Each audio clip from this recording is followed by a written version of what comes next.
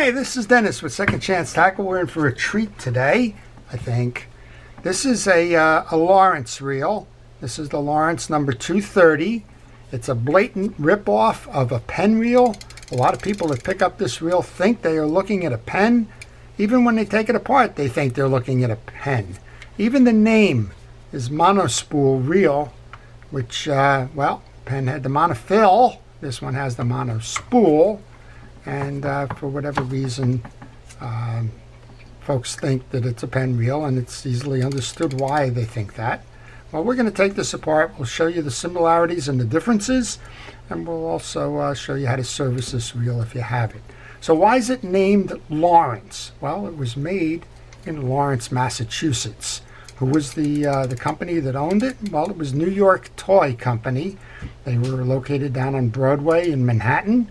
And they were primarily into toys, and they were looking for an extension of their toy line, broaden their selling, much like like Lionel did in purchasing Arex. It was just they had an audience there that they believed could also benefit from outdoor entertainment in addition to just playing toys and the like. And well, they went about using that as a way to get into it. Well, their first rip-offs, and I hate to be so blunt, they started copying Bronson reels, and well, then they started copying Penn reels. And I guess back in the 50s, well, there probably wasn't as much enforcement about intellectual property in that. Don't know if they ever got sued over this one. They got sued over some things. Don't know if they ever got sued over this particular one. But regardless, we'll show you what it was if you wanted to buy the Lawrence 230.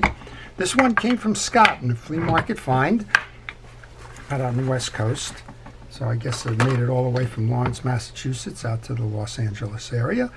And this one's a survivor because it has been around quite some time, probably 50, 60 years old at this point. Well, we're going to start by taking off the exterior pieces and parts. As we do, I want to encourage you to subscribe to my channel.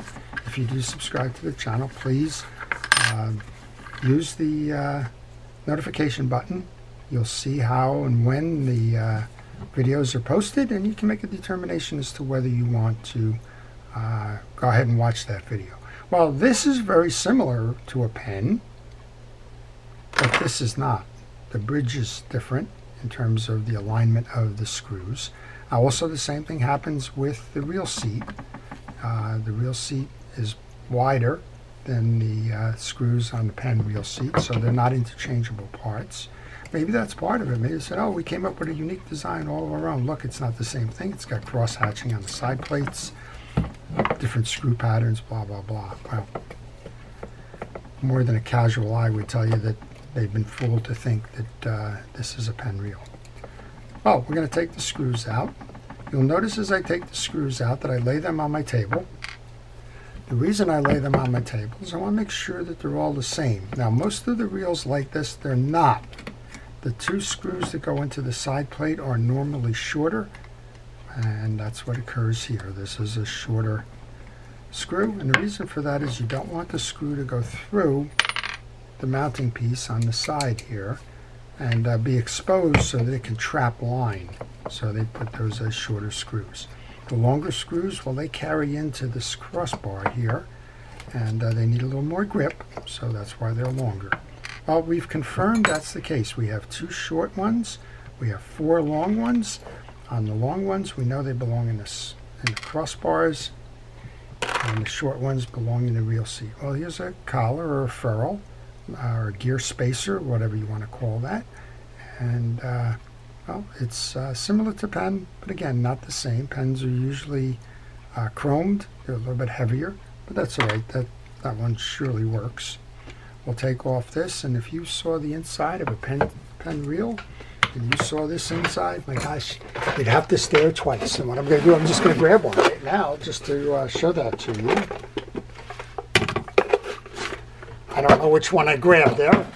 Probably a 155 or something. They're very similar. This is a, well, it's a Penn 200 Surfmaster. Look inside that reel. What do you see, right? Is it the same or not the same? Darn, it's close enough, right? Your jack is a little bit different. You have a squared shoulder on your jack. The spring location is in the same place for the eccentric. As I mentioned, kind of even looks the same on the bridging in that. It's not, but it looks the same. All right, so let's just continue with this then just for fun. We're going to pull out the spool here. You can see that we have old and dried and accumulated grease on the click ratchet. That's going to bog down the reel. And this reel was a little bit tight when we started turning it. That old grease basically became glue, or at least goo, where it seats in to that spool adjuster bearing. And we're just going to clean that up so that that improves the performance there. The rest of the reel is very clean. We can do a quick run over with some steel wool. Little metal polish. This is Turtle Wax Automobile Chrome Polish. It serves its purpose, especially since this is chromed. Just want to knock off the greening. You can't restore it, but you can at least knock it off. You'll notice as well as you get into the componentry, as I mentioned, this has got a wider wing, a little narrower piece on the reel seat, but I think if I was sitting in patent law or anything like that, in this case come up, I'd just call it what it is. I think I already have, and I'm not trying to be cruel or whatever. It's just a ripoff of the Penn design. And it may have been proven in court, I'm not sure. Well, the backside is not exactly, of course, not exactly. That click tongue here is a lot smaller than the Penn, but essentially that design is very similar. In this case, they're riveted onto the side plate. That's not a thing for a Penn.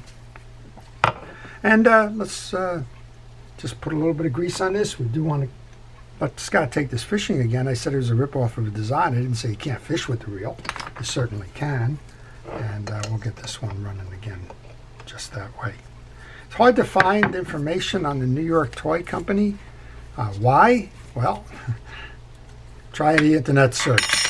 Anything that's got New York in it, that's got toy in it, well, that's going to start showing, and I haven't found a way to limit it. I did find one somewhere along the line. I don't remember how I actually limited it, but I did find one of the lawsuits that was in place suing them for a breach of contract. And what I think happened there was they had ordered a whole bunch of parts and then tried to cancel the order and not pay the bill or something along that line. Again, this has been a while now, so if I'm wrong, I apologize, but that's about the only information I could find. I did find the principles of the business and so on, but internet's a wonderful thing, but sometimes you can just get lost in there, right? All right, we've taken the 4 screws. How do you like that? The 2 top are partially threaded, and the 2 on the bottom are fully threaded, and well, those of you that work on Penn Reels know that's that setup, isn't it? So, doing their best.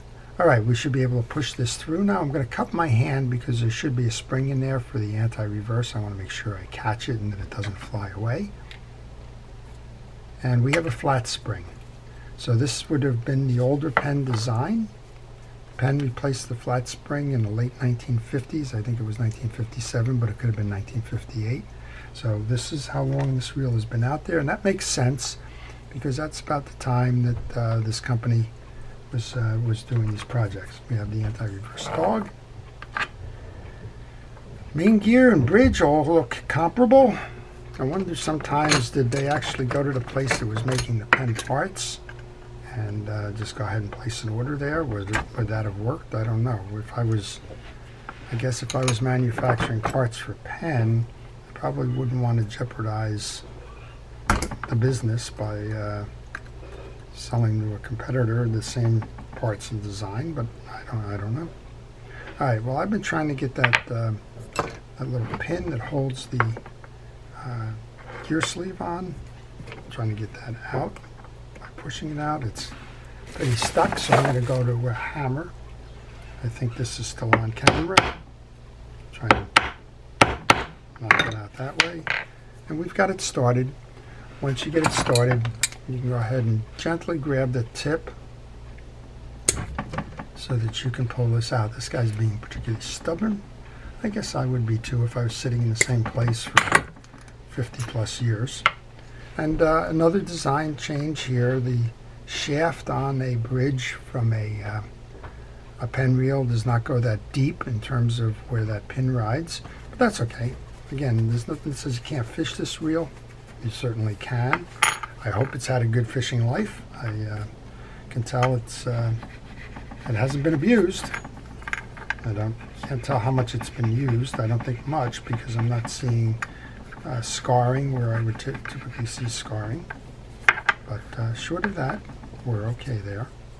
All right, you clean that up. You grease it just like you would a Penn Reel. I'm using Penn Precision Reel Grease. I don't know, is that blasphemy here or something? I don't know. Whatever the word is that would be appropriate for this. And we're going to pinch that back in place. I'm going to use a channel lock pliers. If I'm off camera, I apologize. This is one of those things where I don't have enough reach or leverage. All right, I just want to make sure I clear the shoulder so that we can put our gear back on. We should have leather washers in here. We do, and I actually do believe that these can be replaced with Penn washers. We're not going to do that. These seem to be in good condition. So we'll put the washer on. First one in. Now I'm going to check the teeth on the gear to make sure all of that is good. And it does appear to be high quality materials. It's not as though they went out and they got junk. No, the materials and the design and the durability of this reel is fine. Again, just don't deceive yourself into thinking you got a Penn Reel when you didn't. And I suspect if you were buying the reel, well, you probably knew that, didn't you? And you probably knew it because of the price. I imagine that the price was less. All right, I'm just working those other washers off. These are clean. If they needed to be cleaned, you can buff them with a piece of steel wool. That'll clean it off. These are actually a little bit thicker than the Penn washers. And again, some of these parts probably could be interchanged. Some of them cannot, particularly the ones with the bolts and screw patterns and things like that. The eared washer goes in the middle. And there's a slot in the main gear that accepts those two ears. That's always the middle washer on these 6-drag setups if you have them with eared and non-eared washers. I'll put that last one on.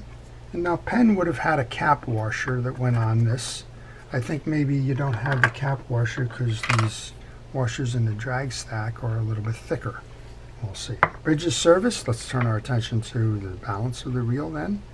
Again, if you were looking at that Penn Reel, boy, it doesn't look that much different, does it? Let's remove the jack. And our reel pliers.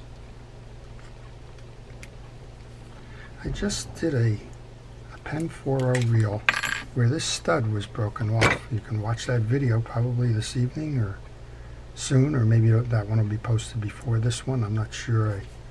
I have some editing to do, but that was an interesting one. I did a video on how to replace the 4.0 side plate and how to service that reel.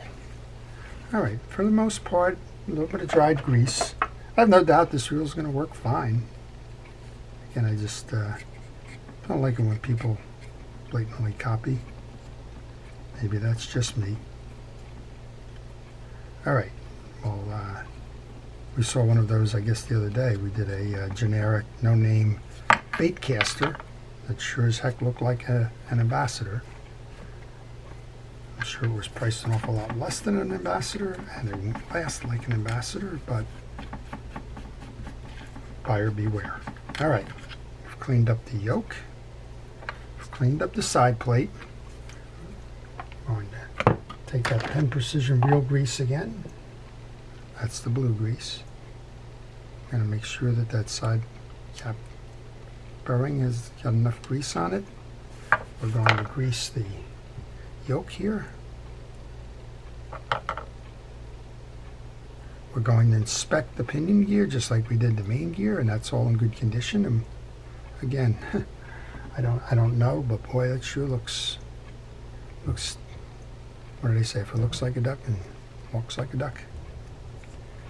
In this case, it may not be a duck. All right, the 2 springs go back in those little holding pins or crevices in the side plate. There's 2 sides to that pinion gear. Make sure that the one with the slot is facing you. And put the jack back on. And that's the same way you would do it for the majority of the Penn Reels as well. All right, I mentioned that they have the flat spring for the anti-reverse dog. I'll show you how that's done. We're going to take the bridge assembly, going to push in on the gearing. I'm going to rotate the bridge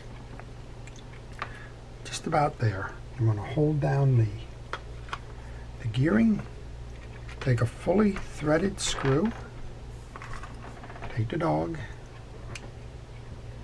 so that the flat side, the long flat side of the dog is running on top, just like that. Now the screw is going to lay on the top of the dog, wrap around this post, and sit on this side here. I have trouble with this spring, just because of the angle it needs to go in on, but if you're patient, you'll get it, and we just got it. So you may or may not be able to see it. The spring is laying on the top of the dog.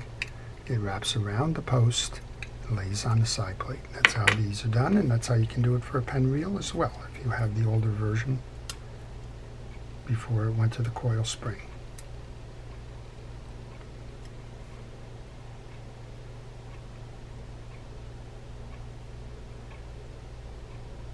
I'm just checking. It looks like something, yep, I thought that happened.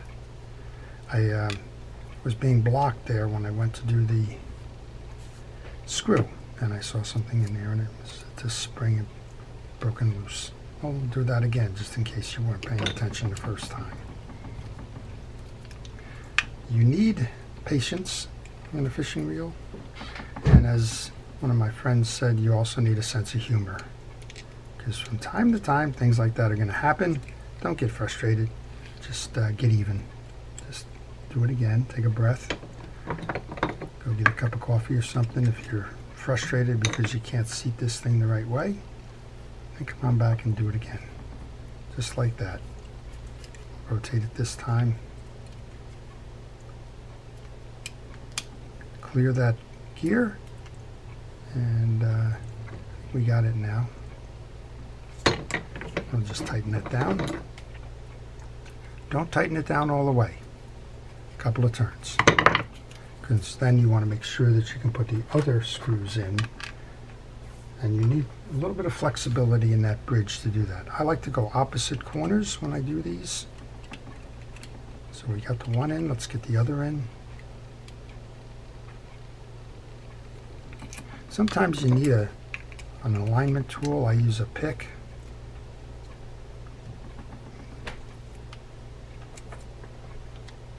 I need a visual on this as well. There we go. That'll help set that screw. And again, just a couple of turns. What we were trying to do there, we were trying to get through the spring, through the eyelet of that yoke, and aligned with the screw hole on the back of the bridge. And generally speaking, you can do a little visual, and that's why I said don't tighten it down as much. This one's just slightly off, so you need to back those screws off a little bit on both sides. Don't force anything. Don't risk cross-stripping the thread. I just heard that one click in there now. Maybe you did too. If you have any questions on this reel or any reel in particular, if you're working on a project maybe and you're kind of at your wit's end there in terms of trying to get a reel fixed and for whatever reason can't do it, maybe you're trying to figure out why the reel broke to begin with, if you leave those questions in the comment section, I will be happy to do my best to give you an answer there and try and get your reel fishing again. That's the whole idea. This channel is set up to teach you how to do it yourself. This channel is set so that I can transfer what I know to you, and I'm more than happy to do that. So just leave those comments in the section, and we can do that for you if we know the answer. If we don't know the answer, well, we'll try and point you in the right direction. All right, I just put a little grease on the shoulders for that jack so that when it slides behind the bridge, it does okay. Take the rag, wipe down the older greases that are on there. And again, from a condition standpoint, this is in very good condition. We're going to grab our side plate, and we're going to go ahead and put that on. Now, let's go to our parts tray. That's where I've been storing all my pieces and parts. Remember what we said about the side plate screws. There's 4 long ones and 2 short ones. Just make sure that you put them in the right place. That way you'll save yourself some problems later. Let's align the side. I'm going to go for a long screw first. I'm going to take that post on that one side, the upper side. And just like I did the bottom end, I want to just kind of work opposite or opposing slots so that I can keep equalized tension and don't force anything to go out of whack here. So now I'm going over to the other side. I'll put a screw in there. I'm going to release the tension on that piece. One of my short screws then will go down below here. Put the short screw in the reel seat. Do the same on the other side.